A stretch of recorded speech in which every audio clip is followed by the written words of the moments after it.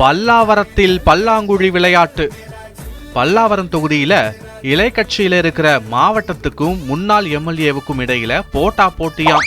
இந்த தொகுதியில கடந்த 2 தேர்தலையும் சூரிய கட்சி ஜெயிச்சிருந்தாலும் இந்த முறை இலை கட்சிக்கு வாய்ப்பு இருக்கிறதா சொல்றாங்களாம். அதனால இங்க மறுபடியும் போட்டி போட ஆசைப்படுறாராம் முன்னாள் எம்எல்ஏ.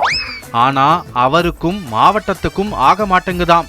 இதனால இந்த தொகுதி இலை கட்சி நிர்வாகிகள் 2 கோஷ்டிகளா செயல்படுறாங்களாம்.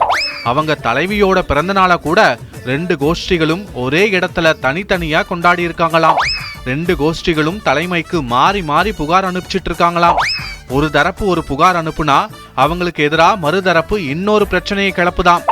2 தரப்பும் இப்படி மாறி மாறி பல்லாங்குழி விளையாட்டிட்டு இருந்தா தேர்தல் வேலையை எப்படி செய்யறது? இருக்கிற பிரச்சனை பத்தாதுன்னு இது வேறையா அப்படின்னு தலைமை அலுவலகத்துல புலம்புறாங்களாம். இவங்களுக்கு நடுவுல பஞ்சாயத்து பண்ணி ஒரு தரப்புக்கு சீட்டு கொடுத்தாலும் இன்னொரு தரப்பு உள்ளடி வேலை செஞ்சு கவுத்துட்டா என்ன செய்யறது? பேசாம தொகுதியை கூட்டணியில தாமரைக்கோ மாம்பழத்துக்கோ கொடுத்திடலாமா அப்படிங்கிற யோசனையும் ஓடுதுன்னு சொல்றாங்க. இப்படி தங்களுக்குள்ளேயே அடிச்சுக்கிட்டு தொகுதியை தாரை வார்த்துடுவாங்க போல இருக்குதுன்னு புலம்புறாங்களாம் பல்லாவரம் தொகுதி ரத்தத்தின் ரத்தங்கள்.